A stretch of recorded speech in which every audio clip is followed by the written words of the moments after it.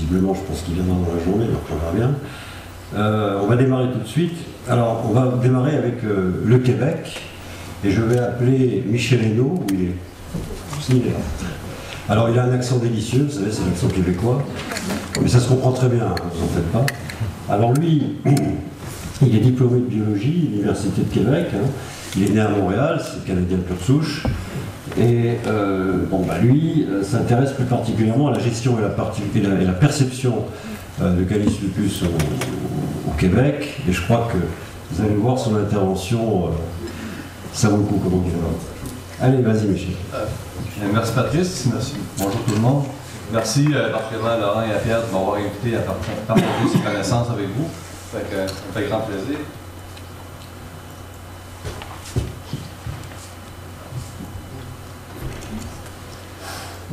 Hop,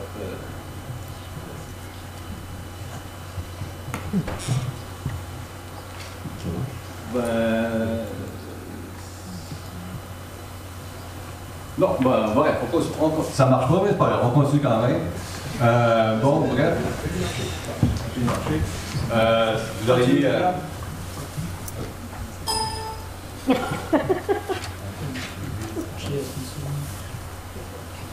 C'est le du Québec qui est là.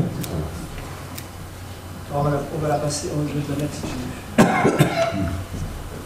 veux. Je te la mets? Oh ouais.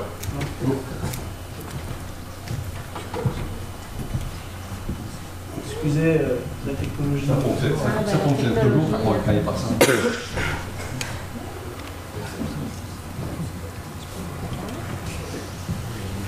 Ça a marché tout à l'heure, je peux vous assurer.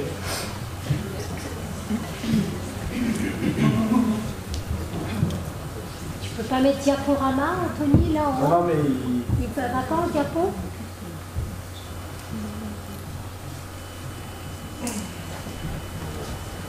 Non, mais il ne veut pas, c'est pas grave. Il veut pas.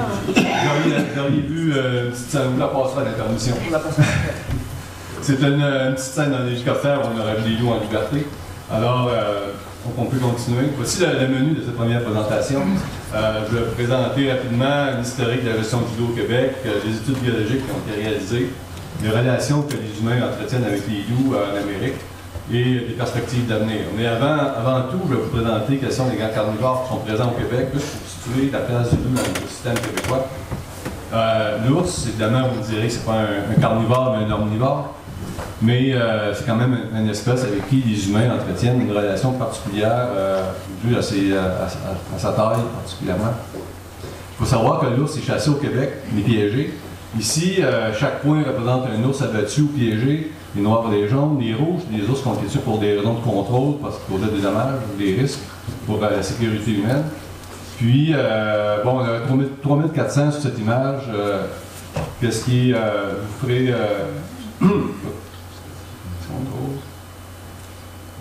Vous voyez ici, autour de Québec, quand même des ours ou de Trois-Rivières, des ours qui sont capturés à proximité des centres urbains. Puis, évidemment, si ces ours-là ont été prélevés, il en reste quand même beaucoup en nature à proximité.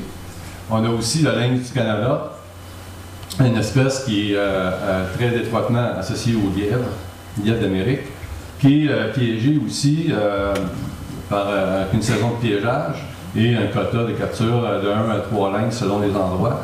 Au cours des 2 dernières années, on a quand même prélevé près de 2500 lynx fourrures qui ont été mis en marché. Aussi le lynx roux, une espèce qui est plutôt présente dans le sud du Québec. Le lynx roux, le piégage est interdit depuis 1991, puis depuis 1995, les trappeurs sont tenus de rapporter des carcasses des animaux qu'ils capturent accidentellement lors de leurs activités. Chaque point représente un animal, puis depuis 1995, près de 800 lynx roux ont été capturés accidentellement, puis on pense que la population peut soutenir une nouvelle exploitation qui va débuter cette année, avec un quota et une saison restreinte. Le coyote, un canidé un peu plus petit que lui, qui n'est pas indigène particulièrement au Québec, qui est une espèce qui était présente dans le centre des États-Unis, qui a occupé l'espace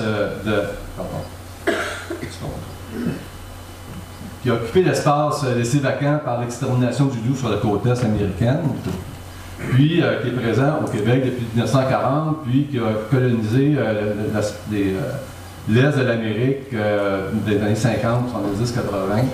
Donc, c'est une espèce qui a utilisé l'espace laissé vacant. Enfin, le loup, l'espèce principale de la présentation.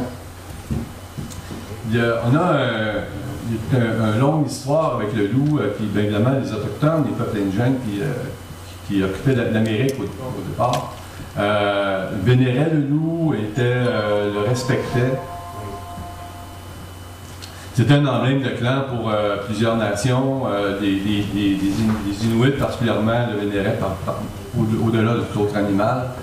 Les Inuits, les Autochtones reconnaissaient les capacités du loup, son intelligence, son organisation sociale, les chefs de meute, les éclaireurs, les chasseurs. C'est une espèce qui était quand même très respectée. Ce qui était très différent des colons qui sont débarqués en Amérique, autant anglais que français, pour lesquels le loup était plutôt un méchant, un symbole du diable, le clergé qui en mettait par-dessus pour protéger l'agneau, le Christ, etc. Puis, on l'associait aux Autochtones, aux Indigènes qui étaient présents. Puis, il faut aussi se mettre dans le contexte qu'à l'époque, les élevages pour les colons étaient un élément de survie très important. Alors, le loup, on comprend qu'on le percevait comme méchant, on devait l'éliminer. Puis, pour susciter ou encourager l'élimination, des systèmes de primes classiques. Donc, la première prime en 1630 au Massachusetts, puis 200 ans plus tard, le premier acte légal pour encourager la destruction des loups a été adopté par le gouvernement du Bas-Canada. Je vais vous présenter comme trois périodes plus contemporaines où le système de primes a continué à être mis en place officiellement, puis jusqu'en 61 où le prélèvement des loups, le contrôle des loups était pris en charge par le gouvernement, ce qui a suscité pas mal de critiques. Puis le système des primes est revenu jusqu'en 71. Par la suite, une période débute la période où la gestion de la faune devient un peu plus rationnelle, avec des saisons de piégeage, de chasse. Auparavant, le loup pouvait être chassé à longueur d'année. Les deux dates quand même importantes dans l'histoire de la gestion du loup, c'est le retour du loup sur la rive sud du fleuve Saint-Laurent. 100 ans après avoir été considéré comme éteint de la rive sud du fleuve Saint-Laurent, le loup a été observé pour une première fois en 2002, puis l'année dernière au Nouveau-Brunswick, qui est une province maritime, qui était une grande surprise. C'est des animaux dont l'identification a été confirmée par des analyses génétiques. Maintenant, les études biologiques qui ont été réalisées sont quand même multiples, on en fait depuis plusieurs années. Puis, il y a comme je les ai regroupés en trois thèmes. Soit l'impact sur les espèces de gibier qui sont recherchées par les chasseurs, d'autres études plus particulièrement axées sur le loup lui-même, et enfin des études très récentes sur la taxonomie. Sur les populations d'ongulés, les premières études ont été faites sur l'orignal. L'orignal, l'élan d'Amérique, si vous voulez, est une espèce qui est très, très recherchée par les chasseurs. Puis, beaucoup voulaient continuer le programme de contrôle pour augmenter les populations d'orignaux. Par contre,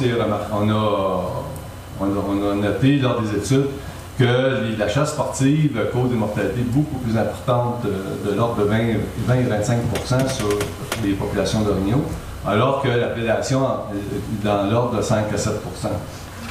Le cerf de Virginie est une espèce de cervidé qui est présente au Québec, mais qui est quand même à la limite nord de sa répartition nord-américaine. Et c'est pas pour rien, c'est que le cerf de Virginie est très sensible aux rigueurs de l'hiver. Lors d'accumulation de neige importante, on peut avoir des mortalités jusqu'à 30%. Alors, donc, la prédation joue un rôle secondaire dans la dynamique de population du cerf de Virginie. Le caribou forestier est une espèce qui est présente en forêt boréale, la forêt résineuse du Québec. Puis, c'est une espèce qui fréquente des forêts résineuses matures, Puis avec les coupes forestières industrielles de grande étendue, l'habitat devient plus favorable à l'orignal. L'orignal étant plus abondant, le loup devient plus abondant, mais lorsque le loup est présent en plus grande abondance, il prédate aussi le caribou forestier, ce qui amène une diminution des populations de caribous forestiers. C'est un facteur qui s'additionne à celui de la perte d'habitat. C'est une problématique assez particulière. Pour ce qui est du caribou de la toundra, on parle ici du caribou migrateur. On parle de centaines de milliers de bêtes qui font des migrations très importantes. On considère que le loup a peu d'impact sur ces populations-là. Par contre, il faut aussi considérer que c'est un écosystème qui est relativement peu étudié au Québec. Maintenant, je vous présente la répartition des loups au Québec. On a identifié ou cartographié cette répartition-là grâce à des enquêtes auprès d'une centaine de personnes qui connaissent bien le territoire. Puis ici, bon, le fleuve Saint-Laurent, avec le sud des populations est éteint. L'île d'Anticosti, où le loup n'a jamais été présent. Puis une certaine frange où la présence du loup est considérée comme occasionnelle. De même qu'au lac Saint-Jean. Pour le reste, le loup est présent en permanence, donc sur environ 90% de la superficie du Québec. On a aussi fait des exercices d'estimation de la population avec des modèles mathématiques, si vous voulez. Ce n'est pas des estimés comme tels sur des animaux, mais on pense que c'est quand même une bonne base. On distingue au Québec 3 écotypes de loups. Des loups qui sont catégorisés selon leur base alimentaire principale. Ici, dans le sud, c'est des loups qui se nourrissent principalement de cerfs de Virginie, donc le cerf de Virginie est présent. Puis, ça, c'est le type algonquin pour une population d'environ 600 animaux. L'écotype boréal, qui occupe une très grande partie, se nourrit principalement d'orignal pour une population d'environ 3700. Et l'écotype de la toundra, pour une superficie très très grande pour 2700 animaux. Évidemment, la densité de loups à cette latitude est beaucoup plus faible, pour un total de 7000 animaux. Quelles sont les caractéristiques d'habitat qui permettent la présence de loups dans l'écosystème du Québec? Ici, on a identifié quelques facteurs les plus importants. La densité des routes. La densité des routes où... pas habitué avec cette petite manette. La densité des routes, lorsque la densité elle devient trop importante, voilà. Trop importante, donc lorsqu'il y a plus que 0,9 km de chemin de route carrossable par kilomètre carré, ou que l'habitat forestier est trop faible, donc en bas de 25 %, le loup ne peut pas être présent. Lorsque le pourcentage de superficie boisée est entre 60 et 82 % et que les densités de route sont entre 0,9 et 0,6 km par kilomètre carré, le loup peut être présent de façon occasionnelle, alors que le loup peut tolérer en permanence des routes jusqu'à 0,3 km de chemin carrossable par kilomètre carré et jusqu'à 18 % d'habitats non forestiers. Ces caractéristiques-là peuvent être quand même supplantées si on est à faible distance d'un massif forestier d'une grande superficie, d'un parc de conservation ou d'une réserve faunique où les densités de proies sont plus importantes. Le loup peut alors être occupé d'espace en périphérie de ces aires-là. La présence d'aires de confinement de cerfs de Virginie facilite aussi la présence de loups. C'est des endroits où les cerfs de Virginie migrent à chaque hiver pour se concentrer, pour assurer une meilleure survie. Ces endroits-là, le gibier est beaucoup plus abondant, les proies sont plus abondantes, le loup peut facilement survivre à ce moment-là, même s'il y a plus de routes ou plus de routes que dans d'autres endroits. Si on cartographie ces caractéristiques-là à une grande échelle, ça donne l'image suivante où en vert foncé, on a... Je suis vraiment pas à tête. Où le vert foncé est de l'habitat de prédilection. Dans vert pâle, c'est de l'habitat qu'on peut qualifier plutôt de dispersion, et en jaune pâle, c'est de l'habitat qui est non convenable. On voit aussi que le loup qui a été capturé en 2002 est dans un habitat jugé potentiellement convenable, puis celui de 2012 dans les provinces maritimes Possiblement parce que le Nouveau-Brunswick est quand même très forestier dans sa partie nord. La ligne rouge ici présente la ligne de répartition actuelle des populations de loups. Donc, qu'est-ce qui est intéressant ici, c'est qu'en ces deux animaux-là, en 2002-2012, qui ont été identifiés par la génétique, laissent supposer que peut-être d'autres animaux du même bagage, possédant des gènes de loup, pourraient être présents sur la rive sud. Ça, c'est des études qui sont à venir. Ces études-là sur la taxonomie doivent être mises en relation aussi avec toute la catégorisation, l'identification taxonomique des loups. Vous voyez ici la répartition géographique des sous-espèces de loups telles que décrites par Nowak. On avait au départ, avant Nowak en 1995, on identifiait quelques vingtaines de sous-espèces, dont le Canis lupus mackenzie qui a été utilisé pour la réintroduction dans le parc de Yellowstone. Puis, j'attire votre attention sur Canis lupus licaon, qui est une sous-espèce qui est tout à présente au Québec, avec une répartition très restreinte. Cette catégorisation en sous-espèces a été revue par Wilson et des collaborateurs en 2000 et reprise en 2012. Puis, ces chercheurs-là proposent une autre vision de la colonisation de l'Amérique par les loups. Juste pour rappeler que l'ancêtre du loup était Canis dirius, qui était présent en Amérique. Puis, c'est cet animal qui a migré vers l'Eurasie pour coloniser l'ensemble des continents-là. Puis, pour faire des sous-espèces de loup gris, dont le chien. Ensuite, par la suite, cet ancêtre du loup est revenu en Amérique il y a environ 300 000 ans pour former de nouvelles sous-espèces dans l'Ouest, alors qu'il y a entre 150 et 300 000 ans, les loups qui étaient restés en Amérique se sont différenciés entre le loup de l'Est et le coyote. Donc, selon Wilson et ses collaborateurs, le loup qui serait présent dans le sud du Québec ne serait pas une sous-espèce de loup, mais bien une espèce de loup qui était présente avant la colonisation, qui possède un bagage génétique très particulier.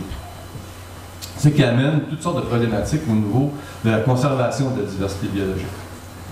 Bon, si maintenant je vous présente rapidement la gestion actuelle du loup, c'est considéré comme un animal à fourrure, donc admissible au piégeage, et un gibier qui peut être chassé. Il y a une période de chasse de piégeage qui s'étire du 10 octobre au 1er mars. Il n'y a pas de quota de capture pour cette espèce-là, autant le loup que le coyote. Par contre, les trappeurs, les chasseurs doivent obligatoirement suivre une formation avant d'obtenir un permis. Puis, en accord avec les normes internationales pour la sûreté, etc., pour le piégeage, les armes, surtout les pièges, sont réglementés pour capturer les loups. Bon, ici, on voit une installation d'un collet dans un sentier en forêt qui est utilisé par les loups, puis la capture d'un loup, puis l'apprêtage d'une fourrure. Je vous présente ça parce qu'il faut bien comprendre que le piégeage du loup vise à capturer un animal pour mettre en marché une fourrure et non simplement capturer des animaux pour le fait de les capturer. Si vous voyez ici des ventes qui ont été enregistrées d'une période quand même assez longue, de 1917 à 2012, les pics ici de capture, on va jusqu'à 3500, 4000 bêtes. C'est dû en partie au programme de primes, mais aussi parce qu'un certain nombre de coyotes ont été enregistrés comme des loups dans cette période-là. Depuis l'installation d'une saison de piégeage qui est plus réglementée, etc., on voit que le nombre de loups quand même capturés et mis en marché est relativement constant, autour de 500. Maintenant, au niveau géographique, ici, on voit que les loups sont principalement capturés dans le nord, évidemment au nord du fleuve Saint-Laurent, où ce qui est le principe absent, puis autour des agglomérations comme de Québec, dans l'île Laurentide et dans la Abitibi, des secteurs où la forêt est plus accessible grâce au réseau de chemins. Plusieurs endroits ne sont pas piégés, donc ça qui assure une certaine dispersion. La plus grande, une bonne partie ici des loups qui sont mis en marché le sont par des Inuits qui sont chassés pour la qualité de la fourrure. En moyenne, au cours des 2 dernières années, on a mis en marché près de 600 fourrures de loup. C'est un nombre qui est relativement faible, surtout lorsqu'on compare au nombre de coyotes. Pour les mêmes périodes, les deux dernières saisons, on a près de 7000 peaux de coyotes qui ont été mises en marché.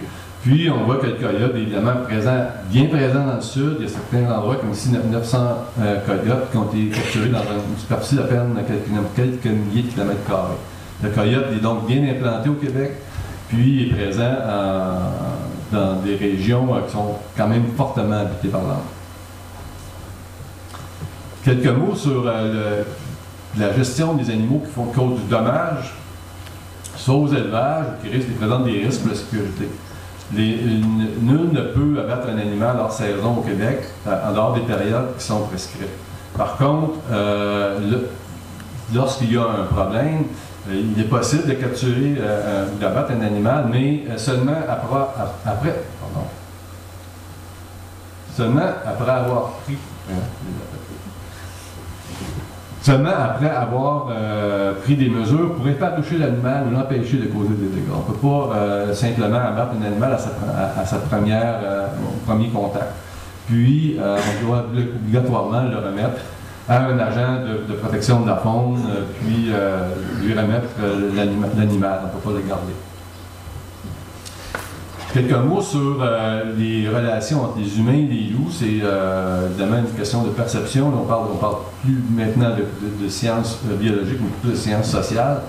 Je vais présenter ça sous 4 aspects. Des facteurs qui influencent la perception des loups, des conseils qu'on donne sur la déprédation, des risques d'agression et l'image du loup dans l'imaginaire. Quels sont les facteurs qui influencent la perception du loup peuvent être les principaux qui ont été identifiés dans les études sont la scolarité, l'âge et aussi la pratique de la chasse et des connaissances de la nature. Plus les connaissances de la nature, la scolarité augmente, les gens ont généralement une perception plutôt positive du loup. Alors que si les gens plus âgés ont une perception plutôt négative. Sans surprise, aux États-Unis, on voit que les éleveurs de bétail ont une perception plutôt négative de la présence de loups, alors que les populations en général ont une perception positive. Au Québec, ce genre d'étude n'a pas été réalisé au niveau de la population, mais certainement à certains endroits. Que je vous présente, dans une étude qui a été faite auprès des résidents qui résident en région, près d'un parc national, il y a plus de 50% qui ont déjà entendu un loup hurler, puis seulement 23% en ont eu peur. Il y en a 23% qui ont resté indifférents, puis quand même un nombre de 21% qui ont trouvé l'expérience plaisante et des surprises et autres réactions pour une trentaine de pourcents. 46% des gens en région au Québec aiment les loups, 36% sont neutres et seulement 18% ne les aiment pas. Qu'est-ce qui est intéressant de constater, c'est que 8% ont peur des loups. Par contre, à la même question, il y a quand même 36% des gens qui craignent plutôt l'ours, quand même avec raison. Au niveau des médias, il y a une étude importante qui a été réalisée aux États-Unis sur le contenu journalistique. Puis, les journalistes, même s'ils doivent rester neutres, ont quand même tendance à refléter un peu l'image de la société dans laquelle ils travaillent. Puis, qu'est-ce qu'il y en est ressorti de quand même une étude sur une longue période, avec une longue période et un grand nombre d'articles, c'est que les juridictions où les populations sont nouvellement installées, la perception est plutôt négative. Alors que les endroits où les populations sont établies en permanence sont plutôt positives, alors que les endroits où le loup est absent ont une perception très positive du loup. Il y a une question d'habitude ou de coutume de vivre avec la présence de loup qui se reflète dans les articles de journaux. Les conseils qu'on donne aux éleveurs pour diminuer les impacts sur les élevages, c'est les suivantes. De récupérer les carcasses pour éviter que les loups s'habituent à manger de la viande d'animaux d'élevage, pour d'avoir des mesures préventives lors de la mise bas, soit garder les jeunes en enclos et de limiter l'accès au bois du continu, puis de garder les bétails près des fermes d'animaux. Évidemment, ça diminue le risque de prédation. Les facteurs qui ont été identifiés au niveau de l'architecture du paysage,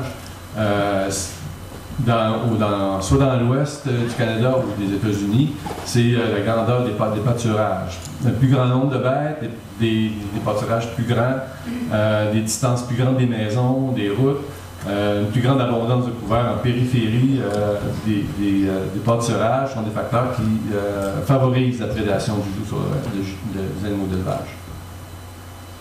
Évidemment, la présence de proies sauvages diminue. S'il y a beaucoup de proies sauvages, les loups vont être moins portés à s'attaquer aux animaux d'élevage. Quels sont les risques d'agression par des loups? J'ai été impressionné pour ma part par le grand nombre d'attaques de loups qui ont été répertoriées en Europe, en Asie, au Moyen-Orient. C'est une étude qui a été faite par une équipe de Suédois en collaboration avec des chercheurs spécialisés dans toute l'aire de répartition du loup. En Amérique, au Canada, seulement 28 cas d'attaques ont été répertoriés sur une période de 100 ans, alors qu'on en compte près de 2000 en Eurasie. Au Québec, on fréquente beaucoup le milieu naturel. Il y a un grand nombre de jours d'activité, comme 44 millions de jours d'activité de chasse, de pêche, de randonnée, de ski de fond, de raquettes, etc., sans qu'il y ait eu d'attaque. Puis il y a aussi 13 000 travailleurs forestiers qui pratiquent leur métier en forêt.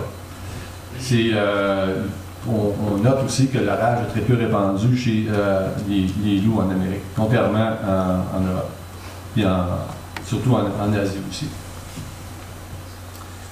Les hybrides, par contre, les hybrides entre chiens et loups sont beaucoup plus dangereux. Il y a aussi des gens qui ont gardé les loups en captivité. Il y a eu plusieurs cas d'incidents malheureux parce que les gens, croient que le loup devient pas dangereux ou il adopte un comportement non menaçant, mais c'est quand même des animaux qui sont très imprévisibles. Comme le montre le nombre, il y a beaucoup plus de mortalité qui sont causées par un petit nombre de loups captifs alors qu'un très grand nombre de loups en liberté. Lorsqu'il manque de nourriture, les loups sont assez enclins à attaquer des chiens, comme ça se passe dans beaucoup d'endroits au Labrador ou dans le nord du Québec. Les loups viennent dans les villages et s'attaquent aux chiens beaucoup plus qu'à des humains. Un nouveau phénomène qu'on observe en Amérique, c'est la familiarisation des loups. Il y a beaucoup d'activités dans les parcs nationaux, des endroits où les loups ne sont pas chassés, ne sont pas piégés. Par contre, les loups deviennent moins méfiants des humains, ils s'approchent de plus en plus. Puis si, en plus, on leur donne de la nourriture dans des endroits comme ça, les loups adoptent des comportements qui s'apparentent au départ à des jeux, mais dans plusieurs des cas, ils ont évolué sur des attaques. Alors, c'est des animaux qui doivent être capturés. C'est arrivé récemment dans le parc du Mont-Tremblant, au nord de Montréal. Puis ils vont envoyer un loup dans un stationnement, puis des affiches des loups sur les lieux. Cette problématique a été réglée d'une part en capturant des loups qui venaient trop proches des campings, puis aussi on a mis à l'essai la ligne de fladerie, qui est une technique polonaise pour capturer les loups. Puis assez curieusement, les loups hésitent beaucoup à traverser cette ligne de ruban rouge. C'est curieux, mais ça marche. Enfin, quelques mots sur l'image du loup que moi je qualifierais de top modèle de la faune. Dans plusieurs cas, lorsqu'on cherche un animal pour illustrer quelque chose, on choisit le loup. Je n'ai quelques exemples. La revue canadienne de zoologie, qui est une revue de contenu scientifique, canadienne, ben, on a choisi le loup pour la page web alors qu'on aurait pu prendre l'ours noir, l'ours brun, l'ours blanc, la baleine, le hibou, quoi d'autre. Mais on a pris le loup, ou encore la revue de Genome Research, une revue scientifique de haut niveau, où on a vite fait pour prendre le loup sur la page couverture, parce qu'on avait un article sur les génotypes des loups à l'intérieur. Ou encore pour vendre une collection de revues de peinture d'art animalier, ben, sur toute la série, on a choisi le loup pour la page couverture. Ou la revue Terre sauvage, où cette fois-ci on a pris les loups pour la page couverture, alors que quand même il y avait des articles sur les Vosges, des sentiers de randonnée de la région, que je me souviens.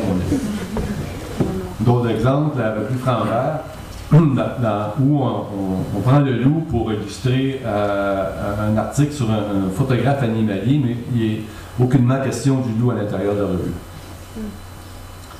Quelles sont les conditions pour réussir la restauration d'une population de loups? Ça, c'est selon Edward Banks, qui était un biologiste très associé à l'introduction de la restauration des loups à Yellowstone. Il y en a listé plusieurs, puis je trouve ça pertinent de vous les présenter. Évidemment, ça prend un habitat adéquat, autant en termes de couverts forestiers que de proies qui sont nécessaires pour soutenir la population de loups. Au niveau scientifique, évidemment, ça prend des bonnes connaissances et des habiletés de terrain parce que, bon, faut travailler avec les loups, leur mettre des colliers et étudier leur comportement. Au niveau de la gestion gouvernementale, il y a aussi un besoin de politiques très claires qui sont bien détaillées, puis dans le contexte américain particulièrement, des avis légaux, où vous savez que le gouvernement peut être sujet à différentes poursuites légales aux États-Unis, qui est tout un monde. Puis que les décisions puissent être prises rapidement et non toujours reportées à plus tard. Au niveau social, ben, ça prend des relations honnêtes avec la presse, le public, qui sont donc un besoin de communication qui sont franches. Puis, ce que M. Banks souligne, c'est la tolérance sociale, autant pour la présence du loup que pour la capture de loups qui sont nuisibles. C'est pas parce qu'on fait quelques loups nuisibles qu'on nuit à une population généralement. Par contre, ça peut changer beaucoup la suite des événements. Quelles sont les perspectives d'avenir? Moi, je constate qu'au Québec, tout le moins, j'ai vu une très grande amélioration entre les tendances, soit ceux qui étaient pour le loup, contre le contre. Puis maintenant, on assiste à un discours beaucoup plus équilibré. Il ne faut pas perdre de vue aussi que la disponibilité des connaissances, ça trouve de beaucoup facilité maintenant grâce à Internet. Les gens ont accès à une foule d'informations pour maintenant choisir qu'est-ce qui est le bon, du meilleur, du vrai, du faux. Mais c'est quand même Internet ouvre des nouvelles avenues pour tout le monde qui s'intéresse au loup. Pour ce qui est du Québec, les statuts taxonomiques, espèces, sous-espèces, la présence des canidés au sud du Saint-Laurent, où le loup, on voit qu'on peut-être s'implante beaucoup plus qu'on le croit actuellement. C'est quelque chose qui est à poursuivre. Puis, grâce à l'attrait du loup auprès des humains, c'est quand même un instrument extraordinaire pour apprendre le milieu naturel, à comprendre son fonctionnement, puis avoir aussi non seulement le rôle du loup dans l'écosystème, mais comment l'écosystème fonctionne avec son prédateur. Alors, bienvenue au Québec.